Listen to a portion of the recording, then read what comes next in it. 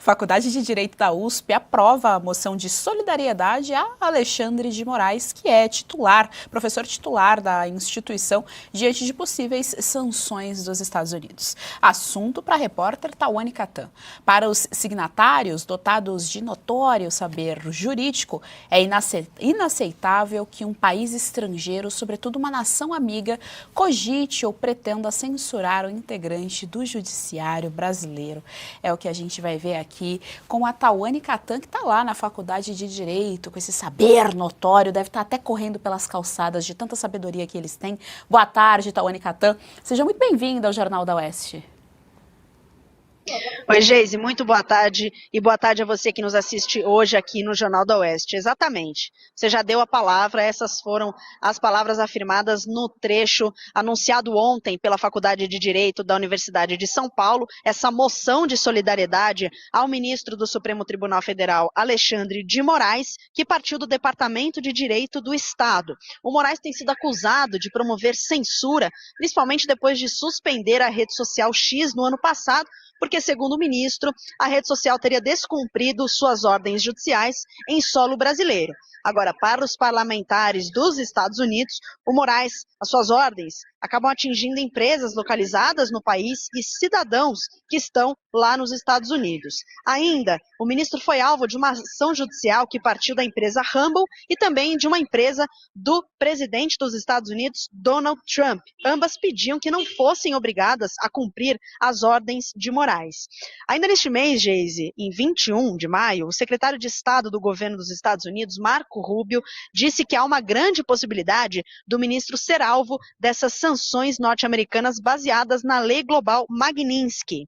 O texto da Faculdade de Direito ainda menciona uma independência da magistratura e também respeito às decisões judiciais. Contudo, Rubio disse na quarta-feira desta semana que os Estados Unidos estão dispostos a avançar com essas sanções, acusando Moraes por violação da Lei de Liberdade de Expressão.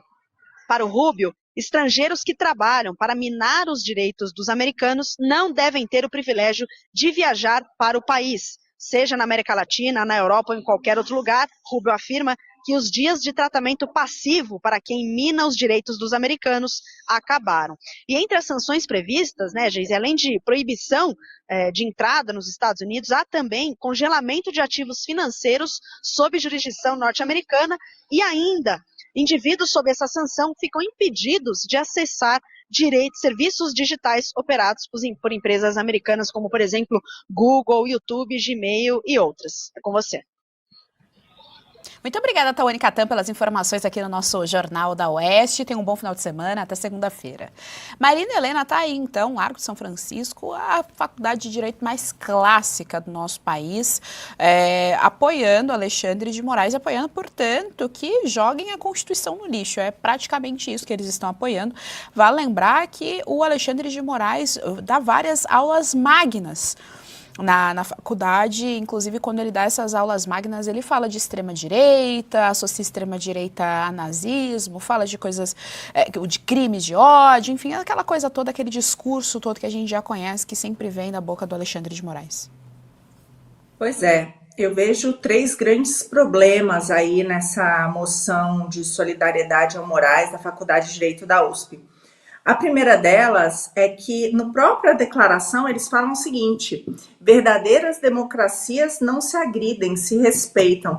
E cadê o respeito de Moraes à democracia americana, né? Quando ele manda censurar cidadãos americanos lá nos Estados Unidos, quando ele vai para cima do que as empresas americanas têm que fazer lá nos Estados Unidos com pessoas que residem nos Estados Unidos. Então, não tem respeito nenhum aí. Então, primeiro porque eles nem entendem o que está acontecendo, né? Eles inverteram completamente a razão aí, né? É impressionante. Em segundo lugar, me deixa muito triste saber que a gente que financia essa baboseira, né? Porque a universidade pública paga com os nossos impostos. Então, me deixa muito possessa quando eu vejo esse tipo de coisa, porque mais um motivo aí, tinha que privatizar essas universidades todas, dar bolsa de estudo para os melhores alunos, de acordo com o mérito. Mas o que já se transformou com cota, e fora isso aí, pelo amor de Deus, né?